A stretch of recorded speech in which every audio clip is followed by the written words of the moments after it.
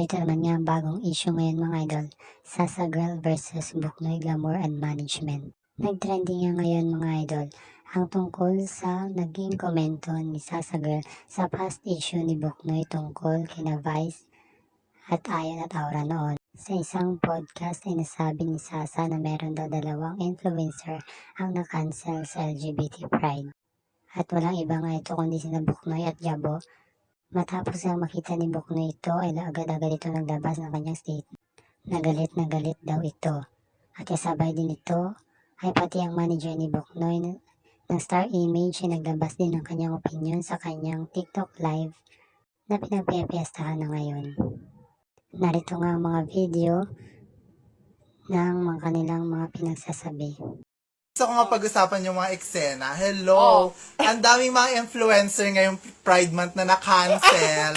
Ay, hindi naman na-cancel. Totoo ba? May na-cancel si Gabo and Buknoy. Oh my God. Gusto ko pag-usapan. Hindi ko pa napapag-usapan. Teka! Ito yung kay Meme Vice. Aura. Oo. Yes, Meme Vice.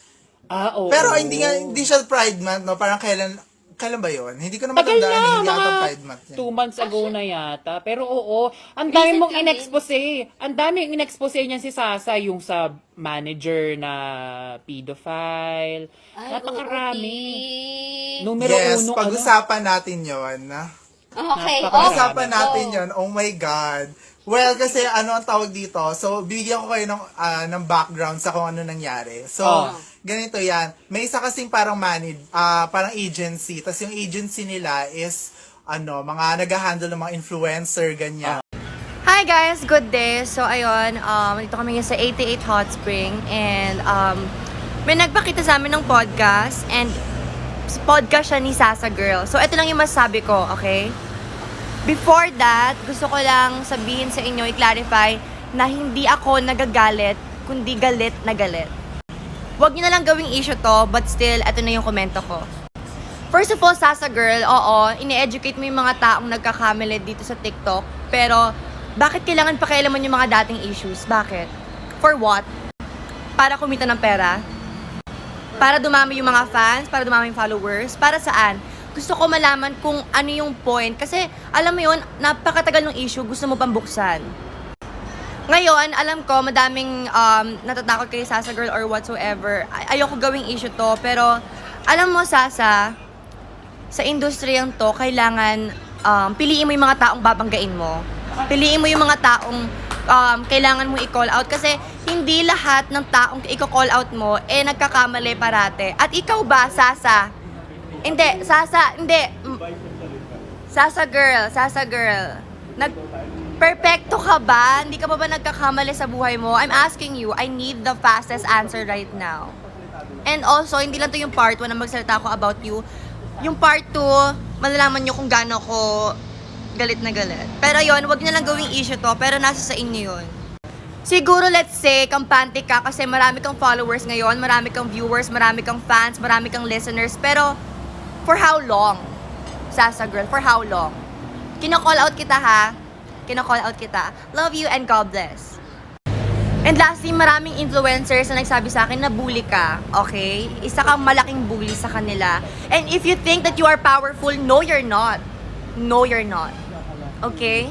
Okay. Okay tayo? Okay tayo. Napakaluma na ng issue, binubuksan mo pa. What's your problem? Gusto kong malaman yun. I need the fastest answer from you, okay? Love you and God bless. Stay. Do you own social media? Ha? Ikaw ba nagme-may-ari ng social media? Sasa Girl? Alam ko maliit lang ako sino ba naman ako, 'di ba? 'Di ba? Hinahamak-hamak niyo na nga kami. 'Di ba? Alam ko maliit lang ako na ano ba naman yung followers ko sa followers mo, Sasa Girl. Ako sino ba naman ako, 'di ba? Ako gusto ko lang content na good vibes. Kami ni Carlo, gumagawa kami ng mga paraan, nag-e-effort kami para makapagpasaya. Pero sino ba naman ako? 'Di ba? Pero wala akong choice . Gusto ko kahit maliit ako na dito sa social media, maliit lang ako compared sa iyo, compared sa sumusuporta sa iyo, kahit maliit lang ako, sana marinig din yung boses ko, yung point ko. No, it's been 2 months. Sasagol, hindi ka pa nakaka-move on. Sasabihin mo, walang lugar sa social media. Bakit? Inano ka ba? Kung si Vice ang nagsabi niya, maiintindihan namin. O si Aura, o si Ayon, maiintindihan namin. Pero ikaw, personally, anong ginawa sa yung mali ni Buknoy? Okay?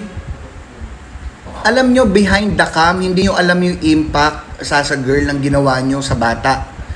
Okay? While he's doing his vlogs, nagsusumikap siya na matanggap nyo ulit, at yung TikTok, no, nagsusumikap siya, hindi nyo alam yung hirap niya behind the cam. Yung kung may kakainin ba siya dahil nawala yung mga ibang sumusuporta sa kanya, kung may kakainin ba yung pamilya niya, may papapadala ba siya sa kanila, no? Kung paano niya tutulungan yung lola niya, araw-araw niya iniisip yun. Okay? Hindi nyo alam yun kasi hindi naman natin dapat sabihin kasi sasabihin na naman nagpapaawa kami. No. Pero you don't know the impact to a 15-year-old Buknoy, 15 years old. Hindi nyo alam yung impact na yun. Nasasabihan nyo wala siyang lugar. Bakit